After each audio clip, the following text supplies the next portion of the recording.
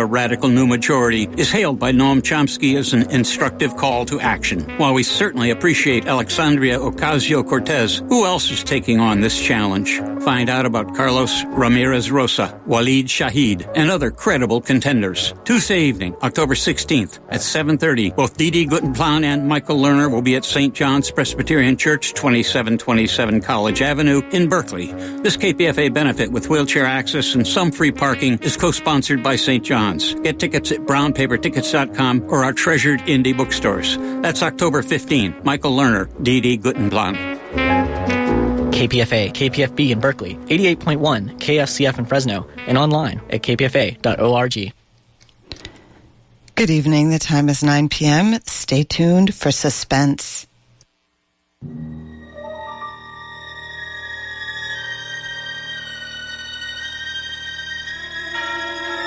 Tonight, we take pleasure in bringing you Suspense, a weekly anthology of notable melodramas from stage and screen, fiction and radio, presented each week to bring you to the edge of your chair, to keep you in suspense.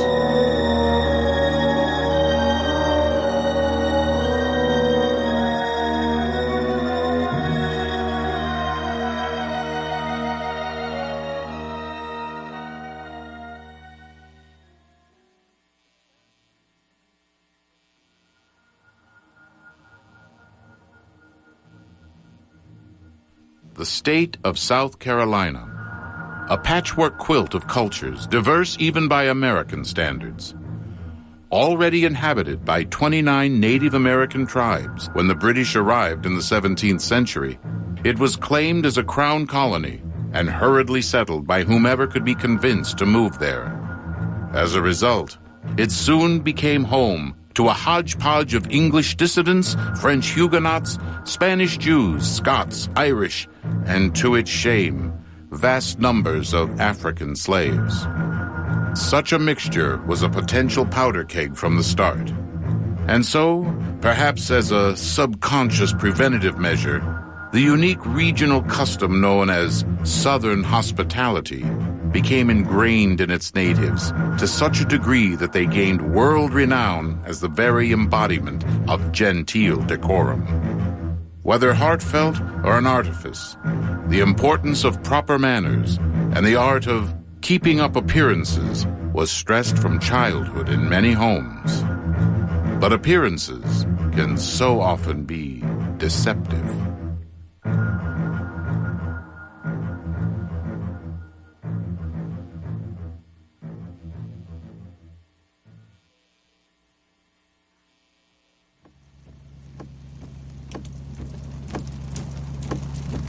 Alan? I can't hear you. Alan.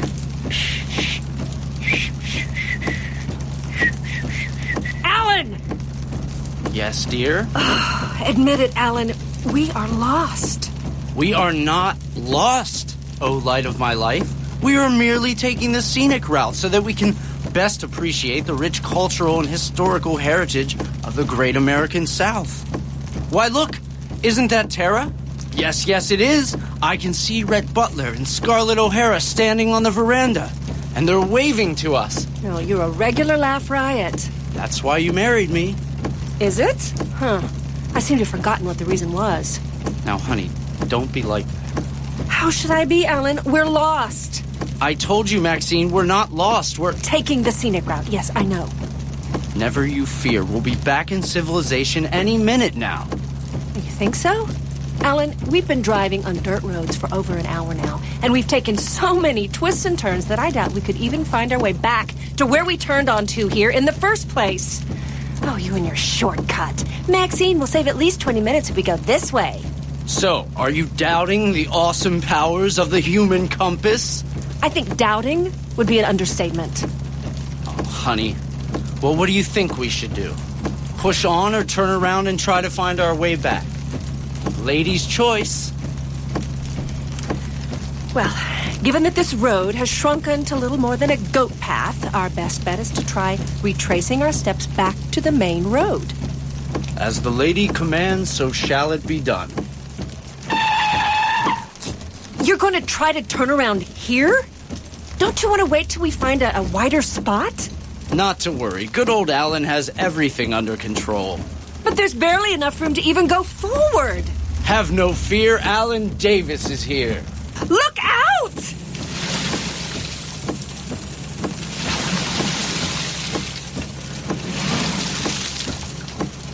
We're stuck.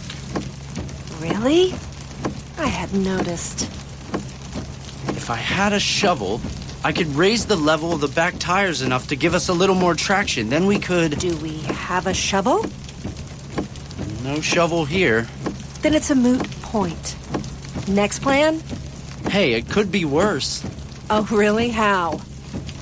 At least we're in here, nice and dry. I'm just glad you didn't say at least we're not being struck by lightning. So what do we do now? Well, we can't very well walk for help.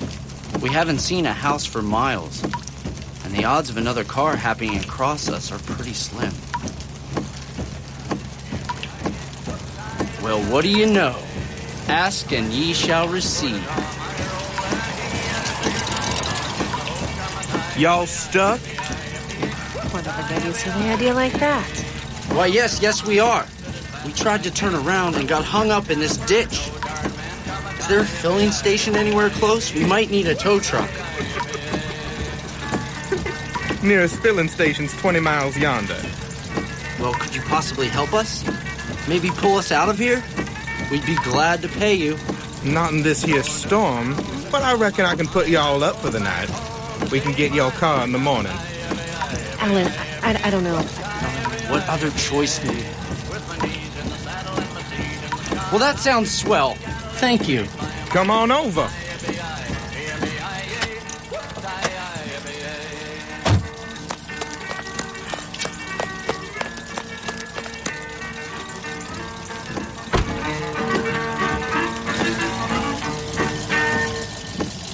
Please forgive my manners. My name's Alan Davis. This is my wife, Maxine. Vernon Brindamore. Y'all ain't from round here, are ya? No, we're on our honeymoon. Yes, Alan wanted to come visit the sunny South, and so here we are. My wife, she's quite a card. So, where y'all folks staying? Oh, at the hotel over in Abbeville. Anyone know where y'all went? We don't even know where we went. Yes, well, we should check in with the hotel. Could we use your phone? Oh, tain't got no phone. Nearest one's like 10 miles over yonder. That's all right. I'm sure everything will be just fine. So, how much further do we have to go? I'm just passing the gate now. What did that say on the sign over the gate? The name of our plantation, De Vermis Manora. De Vermis Manora. What a curious name. Why are we going so fast? We're just about to the house. Well, I can get y'all inside and comfortable right quick. We don't often get guests round here. Now hurry before y'all catch your death of cold.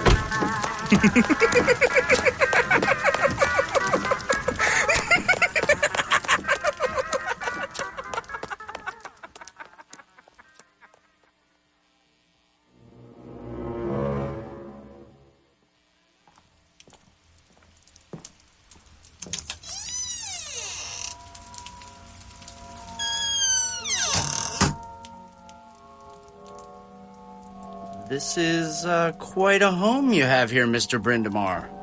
How long have you lived here? Make yourselves to home in the parlor. I'll fetch my kinfolk. They'll be right pleased to see visitors. Oh, Alan, this place gives me the willies. What, this place? No. Yes, this place, Mr. Weisenheimer. Like that music they're playing. There's something almost unearthly about it. What music? I don't hear any music. And the feeling of unwholesome decay all around. Ugh. This old place? Oh, I think it's a charming little fixer-upper. Maybe the Brindamores will be willing to sell. Think of all the kids we could raise in a place this big. Let's ask when they come back. Will you be serious for once? Alan, this house would require all sorts of work just to qualify as condemned. The wood's rotten, the windows are boarded up. And the roof leaks, apparently. Constructed by the same folks who did the top of our car, no doubt. Did you see the grounds? It looks like a bombing range, all cratered and holes everywhere.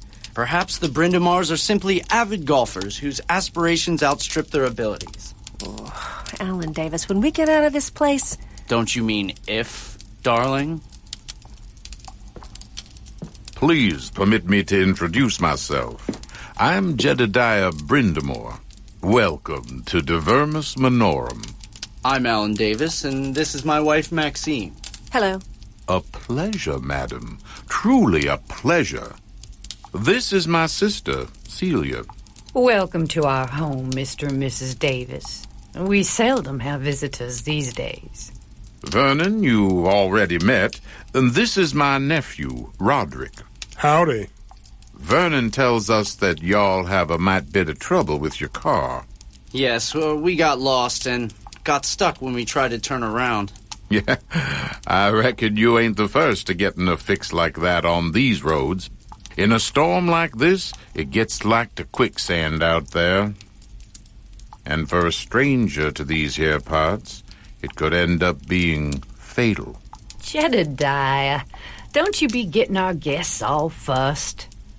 Now, don't you fret none. Come tomorrow, Roderick and Vernon will fit your car right out of that ditch. And then we can be on our way. Never you fear. By this time tomorrow, y'all will be long gone. I was asking Vernon about this place. It's an amazing home, absolutely enormous. How long have you lived here? Divermus Minorum has belonged to our family since back before South Carolina declared independence from the British.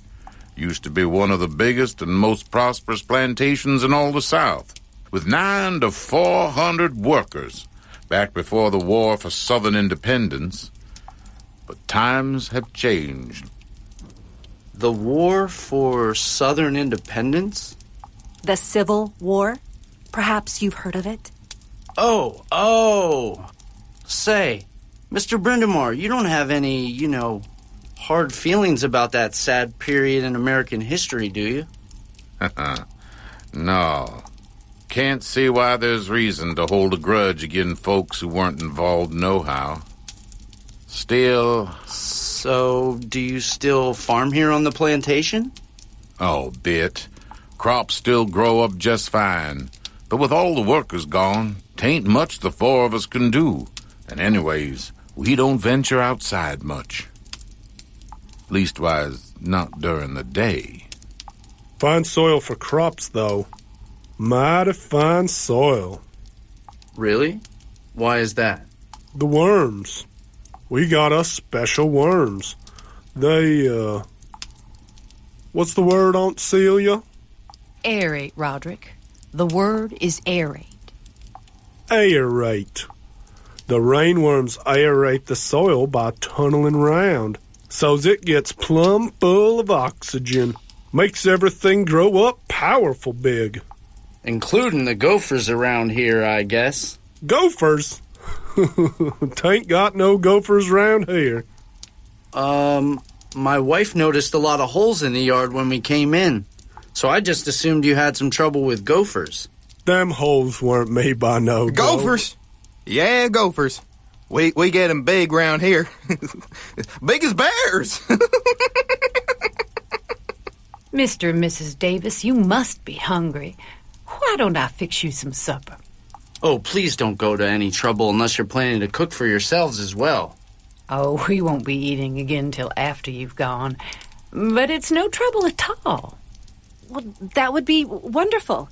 Can I help you? Oh, that's all right, dear. But if you've got your mind set on having a little girl talk, I'd be obliged. Land's sakes, I can't even remember the last time we had any other women folk round here. Well, there was that young gal from Virginia a few months back. Come along, Mrs. Davis. Something's going on here, Alan, and I'm going to find out what.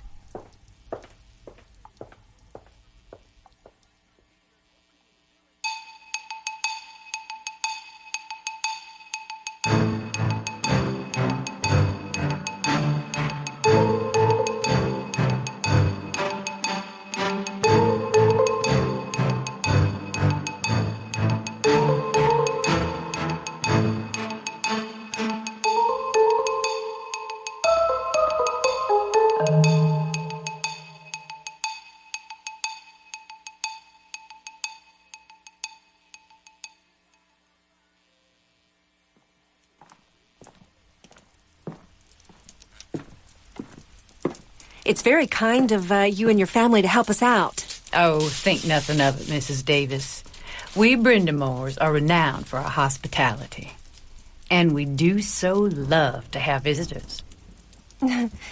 Being so far from the nearest town, I wouldn't imagine you get many guests. Oh, you'd be surprised. You're not the first travelers to miss that turn off Highway 20.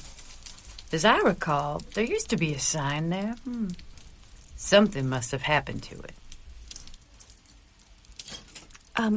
Well, how often do lost travelers turn up at your door? Oh, just often enough. Just often enough for what? So what brings you all to Abbeville County? We're on our honeymoon. Well, isn't that nice? Yes, it's lovely. Roderick mentioned a woman who was here a few months ago. It's a shame that the weather's so all-fired miserable. What, with you on your honeymoon and all? Yes, it's unfortunate. Now, about what Roderick said. Oh, best pay no mind to Roderick. The boy's as strong as an ox, but a little dim. So, you're saying that there wasn't a woman here? I reckon y'all don't have no kinfolk round here, do you? No, we're from New York. And no one knows where you are. So about that woman who was here. Oh, all will become clear soon enough, Mrs. Davis.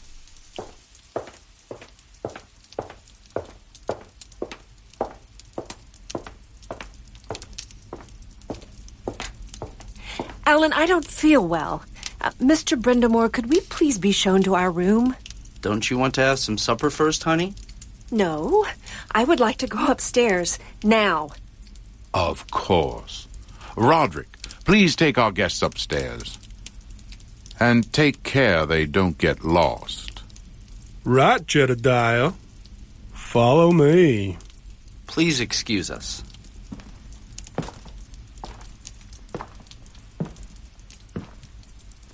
Maxine, what's gotten into you? Not now, Alan. But... Not now.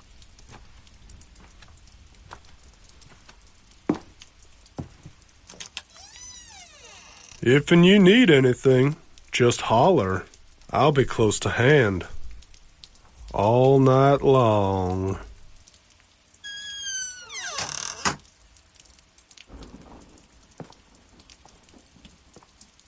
Okay, what gives? We need to get out of here. Now! Are you off your rocker? Our car's still stuck. We don't know where we are, and it's raining harder than ever. I don't care, Alan. All I know is that if we don't get out of here, we're going to die. Now I know you're off your rocker. Just what do you think is going to happen? Oh, come on, Alan. Don't tell me that you're not getting a bad feeling about the Brindamores. Okay. I will grant that they are a little rustic, but they seem like decent enough folks. What makes you think that they aren't what they seem?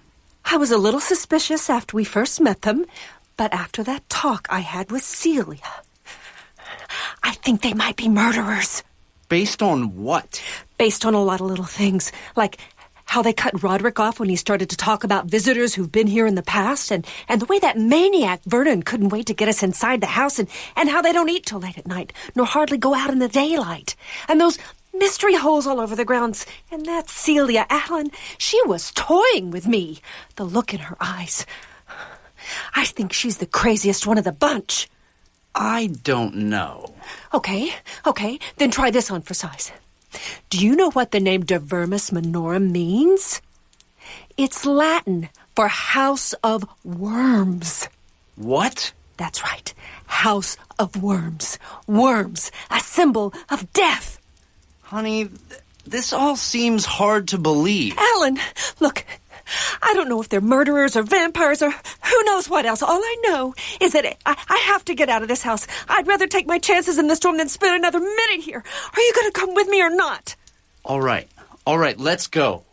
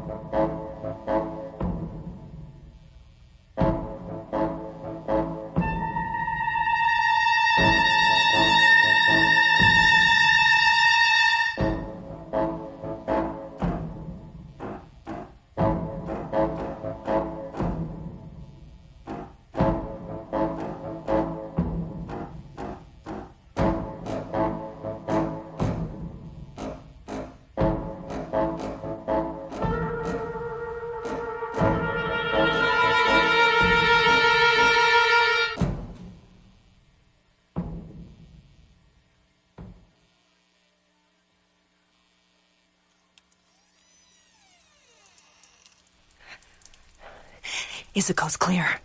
Well, it seems to be. Let's go.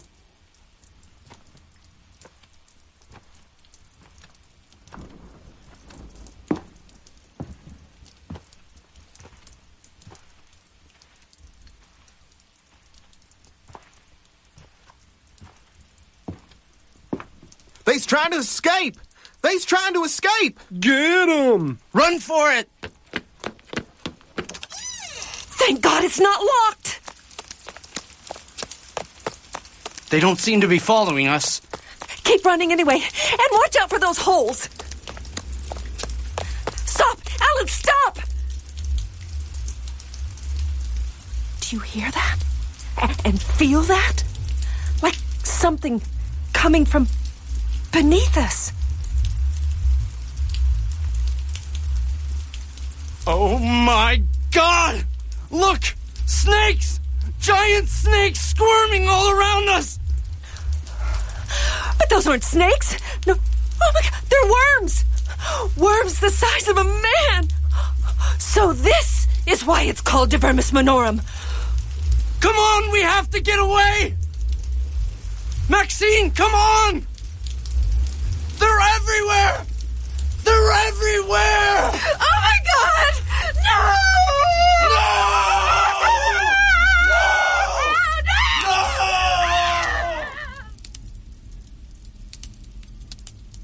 It's over then. Seems almost a shame. The Davises were nice folks. Yep, but worms gotta be fed. That there's the deal our kin made nigh under 300 years ago. And even though the fields are all laying fallow, we still gotta hold up our part of the bargain till the end of our days. I reckon I understand that, Jedediah. But what I don't understand is why we go through all this play acting every time we gotta feed the worms. Why do we go to all the trouble to scare folks into running away when all we gotta do is throw 'em outside and let the worms get 'em? Because, my dear boy, they's our guests. And it just wouldn't be polite to cast our guests out into the night, now would it? Should they choose to leave of their own accord, well, that's their business. But we must never throw them out. After all, we Brindamores have a proud family name to uphold. Now, who's hungry? Supper's just about ready.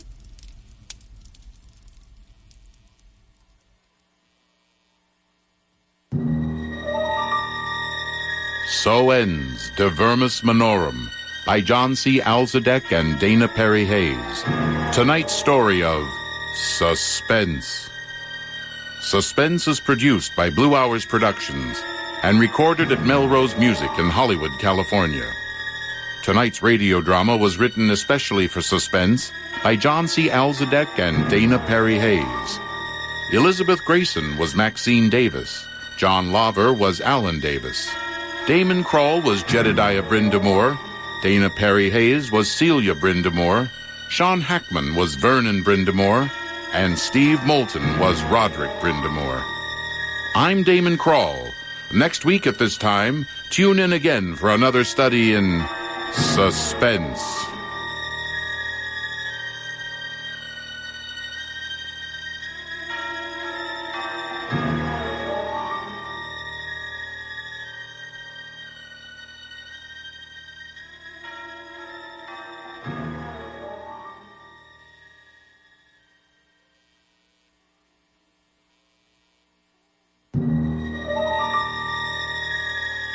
I'm John C. Alsadek. And I'm Dana Perry Hayes. Together, we're Blue Hours Productions, the producers of Suspense. In this series of post-episode segments, we'll explain some of the inner workings of radio's outstanding theater thrills. So please join us as we go behind Suspense.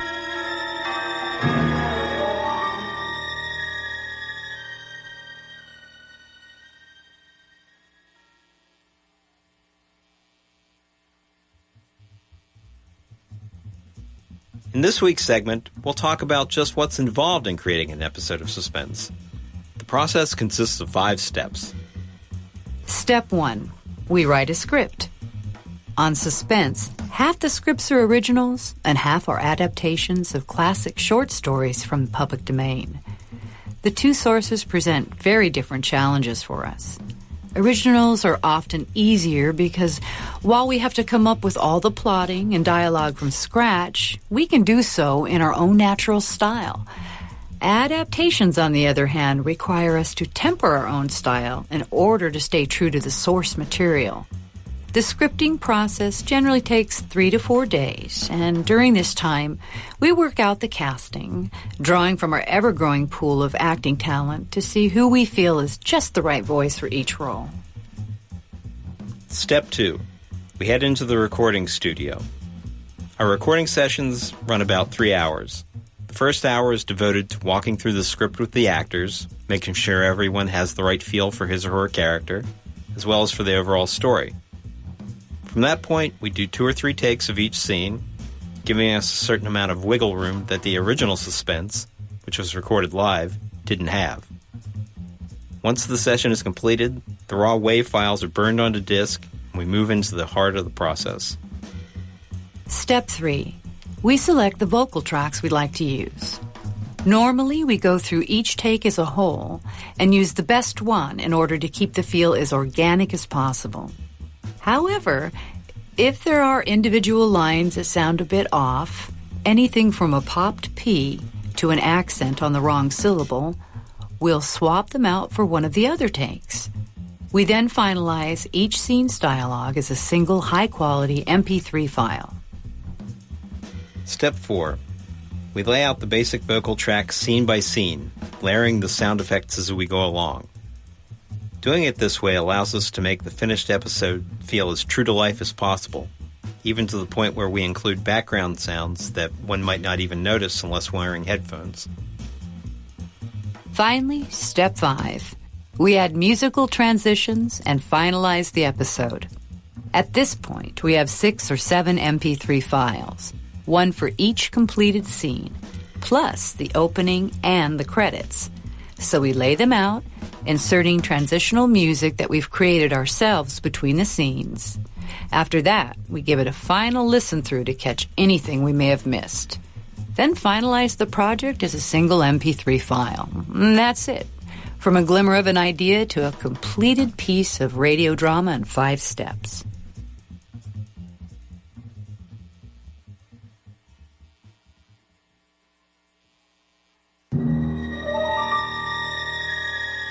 Thank you for joining us on Behind Suspense.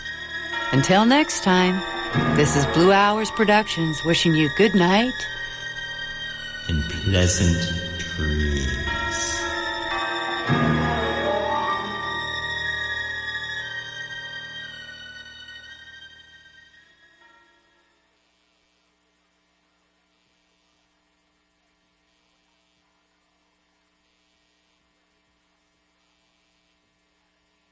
Adam Hochschild, Lessons from a Dark Time. The new book conveys brilliantly his eloquent indignation. KPFA is proud to present him Thursday evening, October 25th, 7:30 at St. John's Presbyterian.